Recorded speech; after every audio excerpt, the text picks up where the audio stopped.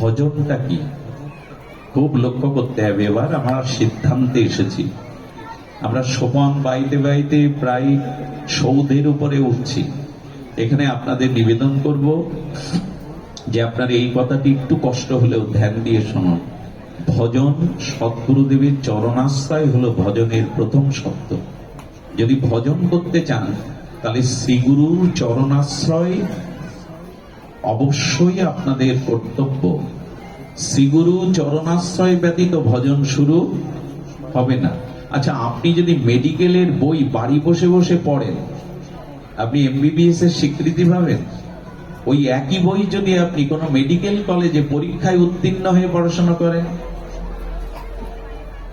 তখন আপনাকে ডাক্তারের সার্টিফিকেট দিয়ে দেবে, এমবিবিএস এর সার্টিফিকেট দিয়ে দেবে। এই জন্য ওটা সরকারি একটা স্বীকৃতি লাগবে। এই স্বীকৃতি না হলে হবে না। তেমনি আপনি যদি বলেন আমাকে গুরুকরণের কি দরকার, আমি কি হরে কৃষ্ণ নাম বলতে পারি না, আমি কি গীতা ভাগবত পড়তে পারি না, বলো কাজ হবে না। কাজ হবে না হলেও আপনি প্রকৃত কল্যাণ পাবেন না, কারণ আপনাকে মেডিকেলের বই বাড়ি বসে পড়লে হবে না। ওইটা প্রফেসর বা শিক্ষকদের কাছে পড়তে হবে, ওদের কাছে ট্রেনিং নিতে হবে, আবার 1 বছর ওদের পেছনে ঘুরে ঘুরে বাস্তব অভিজ্ঞতা অর্জন করতে হবে, এরপরে আপনাকে সার্টিফিকেটটা দেবে। ঠিক তেমনি শ্রীগুরু চরণ আশ্রয় ব্যতীত, শ্রীগুরুর কাছ থেকে ভজন শিক্ষা ব্যতীত ভজন রাজ্যে আপনার পরিবেশ অধিকারী নাই। কিন্তু হিন্দুদের এই একটা, সনাতন হিন্দুদের এই একটা জায়গায় দুর্বলতা আছে।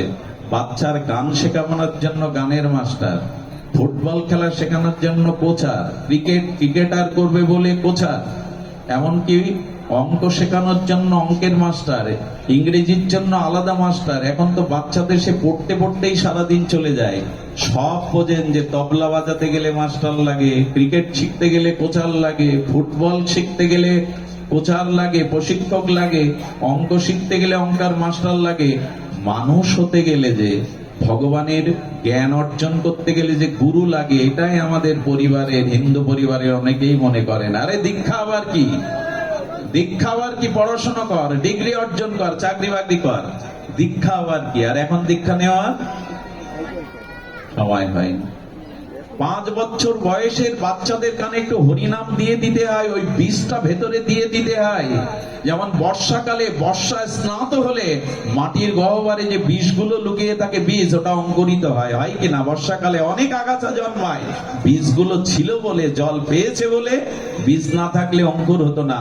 তখন হরিনামটা 5 বছর বয়সে সন্তানদের কর্ণে দিয়ে দিতে হয়। পরবর্তীতে সাধু সঙ্গে গুরু কৃপায় ওটাই প্রেম ভক্তি লতা হয়ে দেখা দেয়। আমরা বলি পর, কিন্তু দীক্ষা দেওয়ার তালে নেই। আপনি বিশ্বাস করবেন না, আমি জীবনে কোনো পাঠে বসে কোনো সম্প্রদায়ের সমালোচনা করি না, কোনো সাম্প্রদায়িক কথা বলি না। কিন্তু আমি দেখেছি একবার ভোর 4টেই আমি তখন মোটরসাইকেলে পাঠ করে একটা মুসলিম পাড়া দিয়ে যাচ্ছি। আমি অবাক হয়ে দেখলাম শতকরা প্রায় 60 জন মুসলিম মহিলারা সকালে নামাজ পড়ে কোরআন তেলাওয়াত করছে বাড়িতে বসে। আমি অবাক হয়ে গেলাম, শতকরা মুসলিমদের 60 জন মায়েরা সকালবেলা নামাজ আদায় করে কোরআন তেলাওয়াত করে। 60% মহিলারা। আমাদের মঙ্গল আরতি দিতে কটা মা ওঠেন ভোরবেলা? আমরা তো খুব নাম যোগ্য, 24 প্রহার, 56 প্রহার, 4 দিন ভাগবত ঢালাও ভাবে দিচ্ছেন। বাড়িতে ধর্মকর্ম কতটুকু করি পারিবারিক ভাবে? কত দুঃখ জানে না। এই বঙ্গদেশেই জন্মে কোটি কোটি গুণ সৌভাগ্য থাকলে, অনন্ত জন্মের তপস্যা থাকলে তবে এই বাংলার মাটিতে জন্মানো যায়। এই ভারত ভূখণ্ড, এই বাংলার পবিত্র মাটিতে জন্মানো যায়। আর এই মাটিতে কোটি জন্মের সৌভাগ্য হলো সনাতনীর হিন্দুর ঘরে জন্মানো যায়। আর সেই হিন্দু হয়ে এখন আমি ধর্ম ত্যাগ করছি। অথচ কালী পূজা, দুর্গা পূজা, শীতলা পূজা, জগদ্ধাত্রী পূজা, বাসন্তী পূজা, মনসা পূজা, সব মাতৃ পূজা হিন্দুদের মধ্যে। 12 মাসে প্রায় মায়ের পূজাই বেশি। অথচ আমার ঘরের লক্ষ্মী, আমার ঘরের সরস্বতী কোর্টে দাঁড়িয়ে বলছে ধর্ম মানি না, এই বাবা মাকে চিনি না। কি করলেন? সারা জীবনে এই নাম কীর্তন দিয়ে, পাঠ দিয়ে। এর একটাই কারণ, আসরে ধর্ম হচ্ছে, বাড়িতে ধর্ম অনুশীলন নাই। বাড়িতে গীতা, ভাগবত, হরিনাম, বড়দের প্রণাম, এই শিক্ষাই নাই। তো হবেটা কি এই জাতি? বাড়িতে ফিরে নিয়ে ধর্মকর্ম শুরু করুন। মা যদি করতাল বাজিয়ে বসে ঠাকুর ঘরে সকাল সন্ধ্যায়, ছেলেটা বসবে, একদিন মেয়েটাও মায়ের পাশে বসবে। স্বামীর মনে দুঃখ থাকলে, রোগ থাকলে ও একদিন আপনার পাশে গিয়ে বসবে।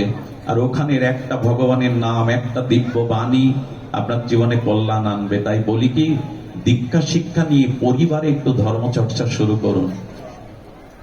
সুধীবৃন্দ, এই কথা বলতে বলতে আমার 9 বছর বয়স থেকে আজ এই পর্যন্ত চেষ্টা করছি, কিন্তু কাজে এলো কই। আমি এখন মকসেদপুরে আসা কমিয়েই দিয়েছি। তার একটা কারণ শুনুন।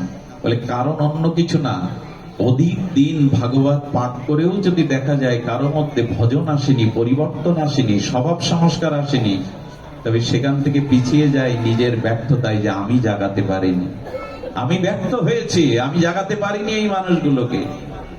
গুরুদেব বলে দিয়েছেন, যা কুকুর হয়ে ঘেউ ঘেউ কর। বাড়ির পোষা কুকুর কি করে জানেন? আপনি এক মুঠো খেতে দেন, শীতকালে একটা চট গায়ে দিয়ে দেন, অথচ ডাকছে, আর আপনার তখন ঘুম আসছে, কেবল ঘুম আসছে। কুকুরটা যখন ঘেউ ঘেউ করে ডাকছে, মালিক বললে খেতে দিয়ে আশ্রয় দিয়ে তুই ঘুমাতে দিবি না, জুতা লাঠি যা তাকে ছুড়ে ছুড়ে মারে। রাগ করে যে ঘুম নষ্ট হচ্ছে ওর চিৎকারে। সকালবেলা উঠে দেখে আসলে কুকুরটা ডাকছিল আমার মঙ্গলের জন্য, আমাকে জাগানোর জন্য, কারণ চুরি হয়ে গেছে ওই ঘর থেকে, তাই ডাকছিল। আমাদের মতো কুকুররা আপনাদের দ্বারে এসে এই যে ঘেউ ঘেউ করছে না, এই ঘেউ ঘেউ করছে কেন জানেন? সময় চুরি হয়ে যাচ্ছে, এই জীবন মৃত্যুর দিকে এক একটা দিন এগিয়ে যাচ্ছে, আর সময় পাবো না। আমাদের মতো কুকুররা আপনাদের দ্বারে দ্বারে ঘেউ ঘেউ করে যদি কাউকে জাগাতে না পারি, তাহলে আর এসেই লাভ কি?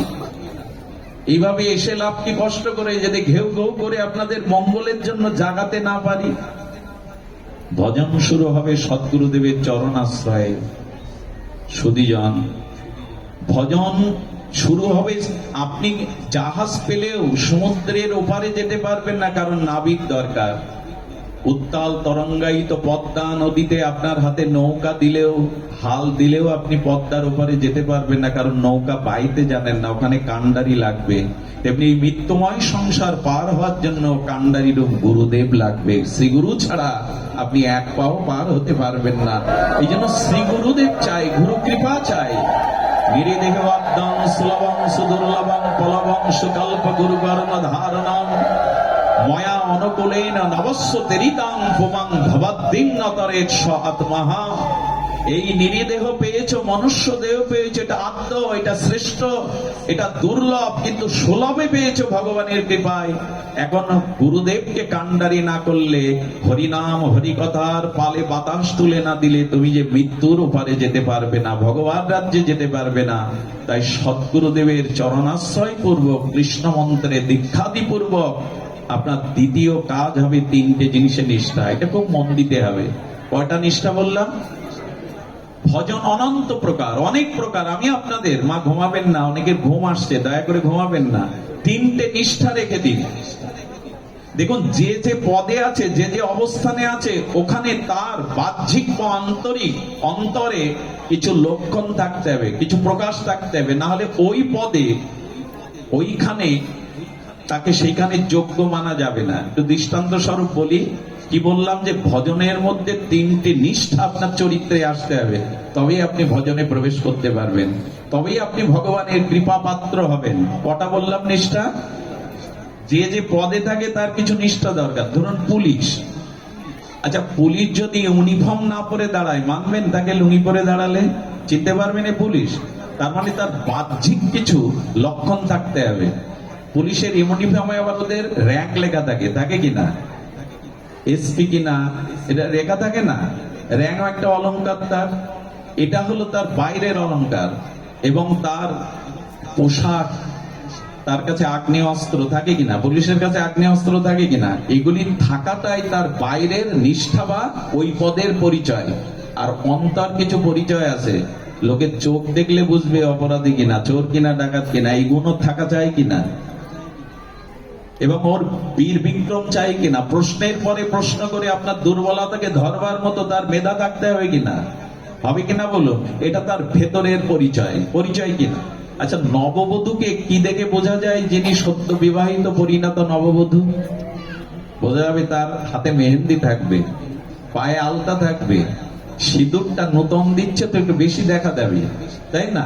তার হাতে বালা থাকবে, শাখা থাকবে, এগুলো একটি বিবাহিত পরিণীতা আর কুলবধূ প্রেয়সীর চিহ্ন। আর তার ভেতরের নিষ্ঠা কি? একটা বাইরের, একটা অন্তরের। ঘুমায়, আমরা সামনে ঘুমালে বড় কষ্ট হয়। সুধীজন, একটু ধ্যান